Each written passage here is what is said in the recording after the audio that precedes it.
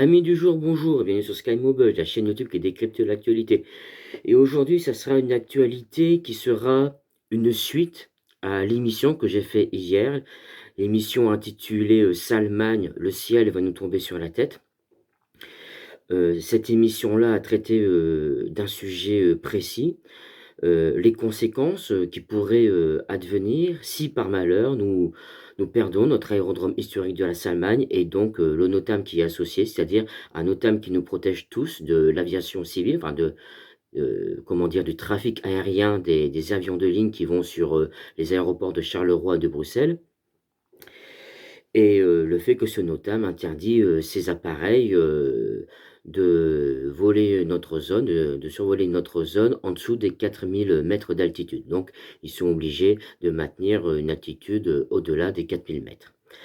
Et pour pouvoir vous montrer les conséquences de ce qui pourrait nous arriver, entre guillemets, si ce NOTAM n'existait plus, et donc si notre aérodrome historique, par malheur, venait à disparaître par conséquent, j'ai retrouvé comment dire, une vieille émission de Télématin qui a un peu plus de 11 ans, cette émission, sur les habitants qui vivent à Bruxelles et qui, du jour au lendemain, ont eu tout simplement le ciel qui leur est tombé sur la tête. Tout de suite, vidéo. Au-dessus des institutions européennes à Bruxelles, des centaines d'avions de ligne passent dorénavant chaque jour à basse altitude. Un balai aérien incessant, extrêmement bruyant, qui depuis 2 mois pollue tout le centre-ville de la capitale belge. Ces gros porteurs viennent tout juste de décoller de l'aéroport international de Bruxelles, situé à 10 km de là. Auparavant, comme le montre ce relevé radar, ils évitaient l'agglomération. Mais à présent, ils la survolent entièrement. Du coup, la vie d'une grande partie des Bruxellois a basculé. Un jour, on s'est levé avec une autoroute au fond du jardin. Notre qualité de vie a chuté en 2 mois. Enfin, moi, je dors plus. D'ailleurs, je suis en congé de maladie. Partout dans la ville, des affichettes de protestation ont fleuri. Des citoyens se sont réunis au sein d'un collectif pour dénoncer ce qui est pour eux une absurdité.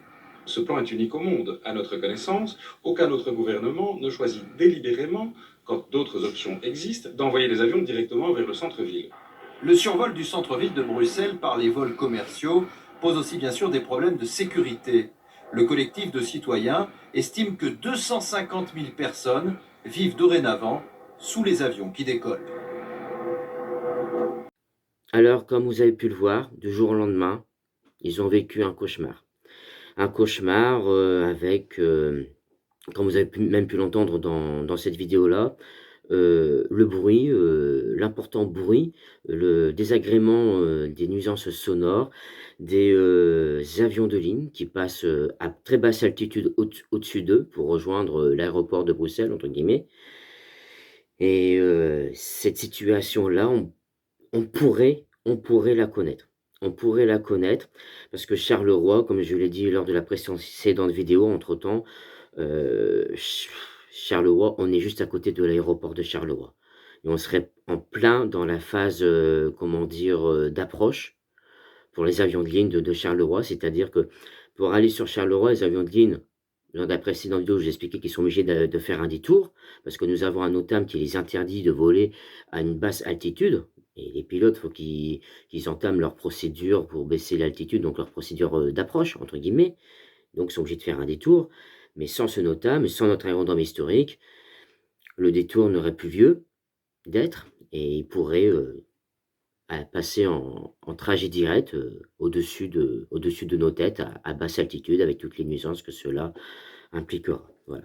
Donc c'était une dernière, et petite précision de ce qui pourrait nous arriver si par malheur, et je dis bien si par malheur, nous perdons notre aérodrome historique de la Salmagne et donc le NOTAM qui est associé, le NOTAM qui nous protège tous actuellement du trafic aérien des avions de ligne qui vont sur les aéroports de Charleroi, de Bruxelles.